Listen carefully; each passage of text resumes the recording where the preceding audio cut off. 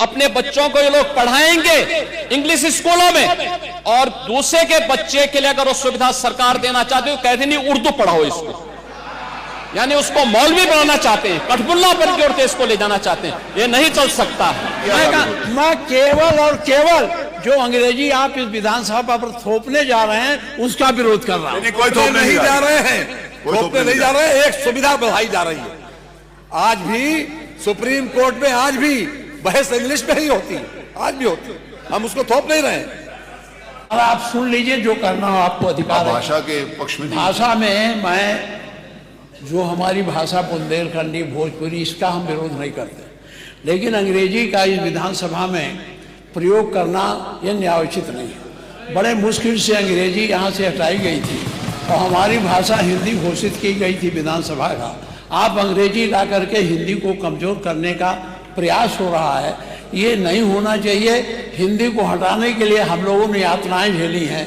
Delhi Tihar jail में बंद रहे हैं, लखनऊ जेल में बंद रहे हैं, गोरखपुर के जेल में बंद रहे इस आंदोलन, इसलिए कि ये हिंदी अंग्रेजी यहाँ माध्यम न बने। और इसमें कितने लोग हैं, अगर अंग्रेजी करें तो उर्दू भी कर दीजिए। उर्दू क्यों नहीं करते? उर्दू भी तो भाषा है। उर्दू को नहीं करेंगे, अंग्रेजी करेंगे। अंग्रेजी का मैं व्यक्तिगत रूप से मेरा विरोध दर्ज कर लें, बहुमत है, आप पास कर लें। और हमारी सरकार तो इन सब के लिए एक एकेडमी का भी गठन, अलग अलग एकेडमी के गठन की कार्रवाई को भी आगे बढ़ा रही है। ये सभी हिंदी की उपभाषाएं हैं, यानी हिंदी की बेटियां हैं। भाषा की समृद्धि के आधार हैं और हमें इसका स्वागत करना चाहिए। ये सदन साहित्यिक, केवल विशुद्ध साहित्यिक और व्याकरण से के विद्वानों की नहीं है, आम जन का प्रतिनिधित्व करने वाले माननीय सदस्य समाज के विभिन्न तबके से आए हैं। अंतिम पायदान पर बैठे हुए व्यक्ति की आवाज को भी इस सदन में मुखरता मिले, इसके लिए अगर किसी को हिंदी में वह धारा प्रवाह नहीं बोल सकता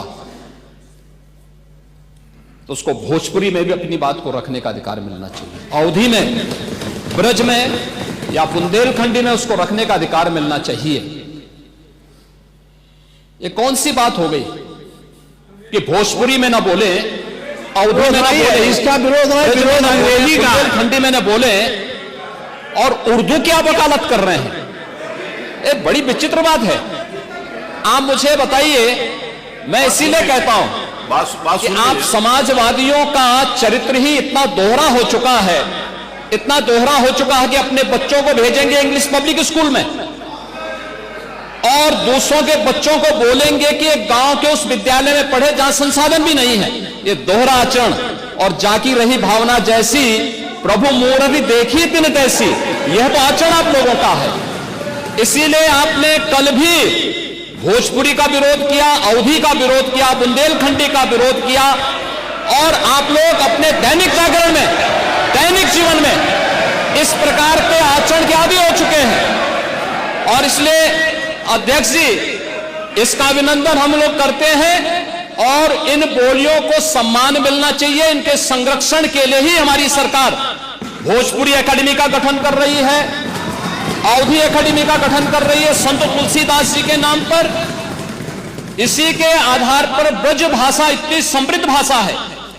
सूरदास जी ने अपनी सभी रचनाएं उसी भाषा में दी हैं। संत तुलसीदास जी ने अपनी कालजयी रचना रामचरितमानस, जो इस सदन में ही नहीं, उत्तर भारत के अंदर और भारत से प्रवासी हुए जितने भी ऐसे लोग हैं जो मॉरिशस में या दुनिया के फिजी में या दुनिया के किसी देश में गए, उनके संकट काल में रामचरितमानस ही तुलसीदास जी का अवधी भाषा में रचा गया रामचरितमानस ही उनका सहारा बना था। और आज जब उसको सम्मान मिल रहा है तो आप उसका विरोध कर रहे हैं। बड़ी विचित्र सी स्थिति है।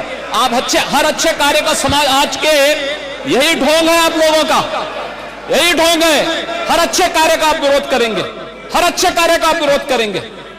हर अच्छा कार्य जो प्रदेश के हित में है, देश के हित में है, आप उसका विरोध करेंगे। और मुझे लगता है इस प्रकार के विरोध की निंदा होनी चाहिए और हम इसका समर्थन करते हैं जो उत्तर प्रदेश की बोलियों को सम्मान मिल रहा है। मैं आपका धन्यवाद करूंगा और विधानसभा सचिवालय को इस बात के लिए धन्यवाद दूंगा।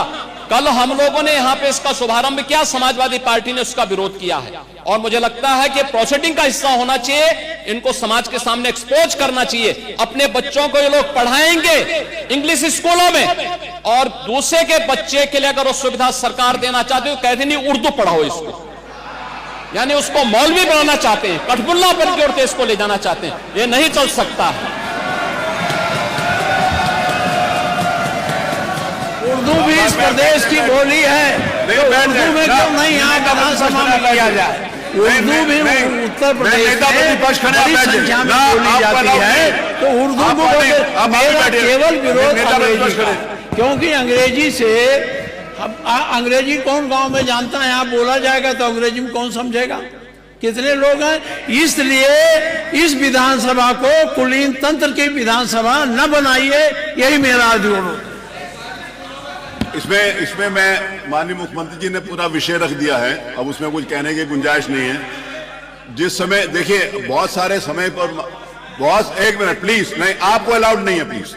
बहुत सारे अवसर के ऊपर हमारे माननीय प्रतिपक्ष के नेताओं ने भी कहा कि बेसिक के शिक्षा के ऊपर भी अंग्रेजी स्कूल खोलो, आपने डिमांड करी और सरकार कर रही है, उस बारे में भी काम नहीं कर रही है। बहुत बार किया, सारे प्रश्न आए विधानसभा में, मैं आपको बता सकता हूं वहां पर। दूसरा ये है, माननीय नेता प्रतिपक्ष, आपने जब AIPOC कराया था यहां पर, तो क्या अंग्रेजी में ट्रांसलेशन उनको नहीं सुनाया? माननीय अध्यक्ष जी, आपने भी सुनाया था। माननीय अध्यक्ष जी, देखिए जो विषय यहाँ सदन के सामने आया है, बहुत से हमारे माननीय सदस्य बहुत फॉर्मल लैंग्वेज में अपनी बात नहीं कह सकते।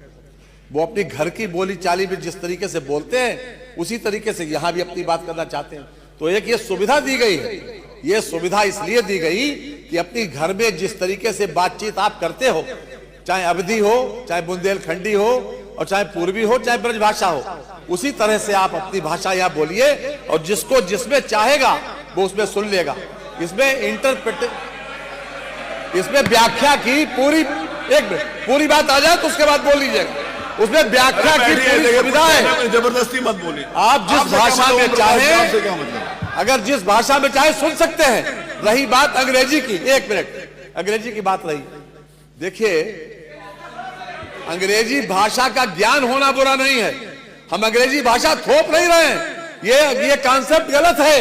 अंग्रेजी भाषा को थोपा नहीं जा रहा। यहाँ के लोग अगर अपनी बात को हिंदी में बोले और कोई सदर्न इंडिया का कोई व्यक्ति यहाँ की कार्रवाई सुनना चाहेगा तो उसको वो अंग्रेजी में सुनाई पड़ेगी बात। ये हमारी संस्कृति का विस्तार है, हमारी विधानसभा का विस्तार है और विधानसभा का सम्मान बढ़ता है, इसमें कम नहीं होता। आज तक सुप्रीम कोर्ट की भाषा आज अंग्रेजी, हम वकालत नहीं करते, हम उसके पक्षधर हैं कि अगर हिंदी में हो जाए, लेकिन अंग्रेजी का ज्ञान हमारे लिए आवश्यक है। दुनिया में जितनी भाषाओं का ज्ञान हमारे लोगों को होता है, वो उन लोगों का सम्मान ज्यादा होता है। अगर हम किसी विदेशी भाषा का ज्ञान रखते हैं, इसमें गलत कुछ भी नहीं है। और आज के जो चलन है, यहाँ पर जितने लोग बैठे हैं, जरा देख रहे हैं अपने अपने बच्चों को कि किस किस स्कूल में जाते हैं पढ़ने, किस किस स्कूल पढ़ने जाते हैं। क्या अंग्रेजी भाषा का ज्ञान आवश्यक नहीं है? अंग्रेजी भाषा को हम थोप नहीं रहे हैं, हम तो एक सुविधा दे रहे हैं कि अगर सुविधा दे रहे हैं ये कि अगर कोई व्यक्ति यहाँ पर कोई माननीय एक सदस्य आए, वो बेहतर तरीके से अपनी बात अंग्रेजी में कह सकता है, जिसका मीडियम इंग्लिश रहा है, तो वो अपनी बात कहे, हम हिंदी में सुनेंगे उसे। तो क्या हर्ज क्या उसमें? इसमें हर्ज नहीं होना चाहिए। थोपना अलग बात है। हम अगर अंग्रेजी कंपलसरी करें तो आप आपत्ति करना, हम अंग्रेजी कंपलसरी नहीं कर रहे हैं, हम तो केवल एक सुविधा बढ़ा रहे हैं। और इस विधानसभा का देश और दुनिया में अगर लोग बैठे हुए इंग्लैंड में, अमेरिका में, अगर वो चाहेंगे, उनको हिंदी नहीं आती, वो चाहेंगे तो यहाँ की भाषा में, अपनी भाषा उसमें अंग्रेजी में सुन सकते हैं। तो ये एक सुविधा दी जा रही है, इसलिए आपको विरोध नहीं करना चाहिए। माननीय माता प्रसाद जी, कल जिस तरह में आपने, क्षमा करिएगा, हमको आपका विरोध का एंगल है, और नहीं तो आप पूर्वी भाषा की बात हो आप विरोध करो, ऐसा आप कभी नहीं करते। एंगल विरोध का है, क्योंकि आपकी दृष्टि विरोधी है। एक दृष्टि विरोधी बन गई कि हमें विरोध करना है। नहीं, कल आपने किया था, आज नहीं करा, कल किया था, कल किया था, कर रहा हूं। कल किया था। मैं केवल और केवल जो अंग्रेजी आप इस विधानसभा पर थोपने जा रहे हैं उसका विरोध कर रहा हूं। नहीं, कोई थोपने नहीं जा रहे हैं, कोई थोपने नहीं जा रहे हैं, एक सुविधा बढ़ाई जा रही है। आज भी सुप्रीम कोर्ट में आज भी बहस इंग्लिश में ही होती है, आज भी होती है, हम उसको थोप नहीं रहे हैं।